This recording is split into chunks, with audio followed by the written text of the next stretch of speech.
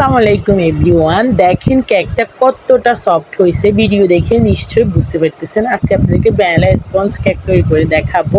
তো এখানে আমি নর্মাল টেম্পারেচারে থাকা 3টা ডিম নিয়েছি। অবশ্যই ফ্রিজ থেকে আধা ঘন্টা আগে বের করে নেবেন, তাহলে ফোমটা ভালো আসবে। এরপরে এটাকে আমি বিট করে নিব। তো 2 মিনিট বিট করে এরপরে এখানে দিয়ে দিতেছি হাফ কাপ চিনি, আপনারা মিষ্টি অনুযায়ী দিয়ে দিতে পারেন। এরপর আবারও বিট করে নিব। তো বিট করা শেষ হলে এখানে শুকনো উপকরণগুলো মিশিয়ে নিব। তো এখানে নিয়ে নিছি মেজারমেন্ট কাপে হাফ কাপ ময়দা, দিয়ে দিছি 2 টেবিল স্পুন কর্নফ্লাওয়ার, দিয়ে দিছি 1 চামচ বেকিং পাউডার, এরপরে দিয়ে দিই স্বাদ অনুযায়ী লবণ। তো এটা ভালোভাবে আলতো হাতে মিশাতে হবে, নাহলে ডিমের ফোমটা নষ্ট হয়ে যাবে। তো এভাবে আমি 2-3 বার করে মিশিয়ে নিছি। একবারে মিশিয়ে নিলে এটা দলা পেকে যাবে। তো এখন আমি এখানে তেল দিয়ে দিছি 2 টেবিল চামচ। এরপরে নেড়ে চেড়ে আমি এখানে একটা কেকের মোল্ড নিয়ে নিছি। মোল্ডে আগে থেকে আমি তেল প্রেস করে একটা কাগজ দিয়ে দিছি।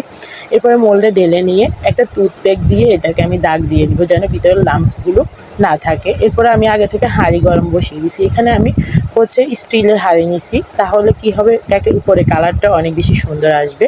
এরপরে এটাকে গরম করে নিয়ে 30 মিনিটের জন্য বেক করতে দিয়ে দিছি। এরপরে দেখেন আমার কেকটা একদম 30 মিনিটের আগে হয়ে গেছে।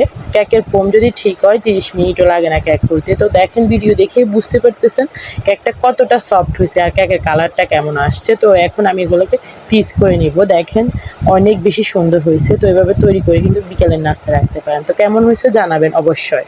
ভালো লাগলে ভিডিওটি একটা লাইক কমেন্ট করে দিতে পারেন। আল্লাহ হাফিজ।